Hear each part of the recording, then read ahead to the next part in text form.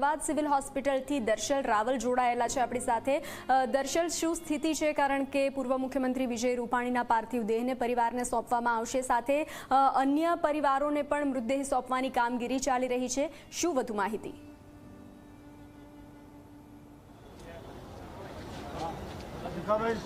जी, जे प्रकारे राजकोटनी अंदर पूर्व मुख्यमंत्री विजय रूपाणीना एक छेल्ली विदायनी तैयारीओ थई चूकी छे। ते ज रीते सिविल होस्पिटल पीएम रूम खाते ज्यारे तेमने अहींया 11 वाग्याथी एरपोर्ट अने त्याथी राजकोट ज्यारे लई जवाना छे जे पार्थिव देहने, त्यारे आ पार्थिव देह लई जवा माटेनी पण तैयारी छे ते पण करी देवामां आवी छे। अहींया जोई शकाय छे के खुद आईजी जे छे ते अहींया हाजर जे छे अने तमाम व्यवस्थानी समीक्षा करी रह्या छे। सामे आ जे जग्या टेबल देखाय छे त्यां आ कॉफिन जे छे, जे पार्थिव देहनुं कॉफिन अहींया राखवामां आवशे अने एक राजकीय सलामी जे छे, राजकीय विदाय जे छे ते अहींया एक आपवामां आवशे। सन्मान, राजकीय सन्मान साथेनी आ विदाय तेनी आ व्यवस्था जे छे अने आ व्यवस्था साथे आ तैयारीओ अहींया करी देवामां आवी छे। साथे अहींया जे महानुभाव हाजर छे, मंत्री ऋषिकेश पटेल, जगदीश विश्वकर्मा, साथे शहर प्रमुख प्रेरक शाह, साथे कोर्पोरेशनमांथी पण लोको हाजर जे छे अने उच्च पोलीस अधिकारीओ पोलीस व्यवस्थामां लागेला छे अने तमाम तैयारीओ अहींया करी देवामां आवी छे। मुख्यमंत्रीना आवવાની રાહ જોઈ રહી છે અને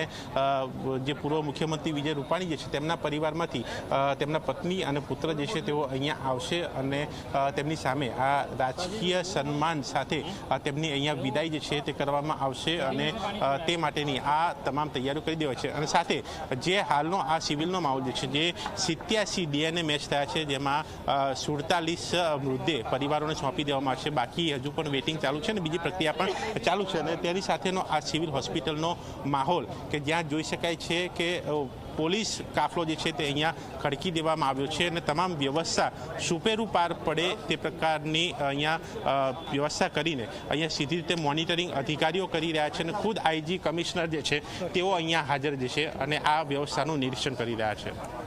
જી દર્શલ, આભાર। આપની પાસેથી અપડેટ મેળવતા રહીશું। સાથે હિતલ પરીખ અને ગૌરવ દવેને પણ આભાર। જાણકારી આપની પાસેથી મેળવતા રહીશું। તો હાલ પૂર્વ મુખ્યમંત્રી વિજય રૂપાણીના પાર્થિવ દેહને પરિવારને સોંપવામાં આવશે। તેમના પત્ની અને પુત્ર તેઓ civil hospital, Ahmedabad civil hospital ખાતે આવશે। મુખ્યમંત્રી ભૂપેન્દ્ર પટેલની રાહ જોવાઈ રહી છે, ત્યારે પૂરા સન્માન સાથે તેઓના મૃતદેહને, તેઓના પાર્થિવ દેહને સોંપવામાં આવશે અને ત્યારબાદ રાજકોટમાં તેઓની અંતિમ ક્રિયા, અંતિમ વિધિ કરવામાં આવશે। તેઓને અંતિમ દર્શન માટે રાખવામાં આવશે। તો રાજકોટમાં પૂરા રાજકીય સન્માન સાથે અંતિમ વિધિ થશે।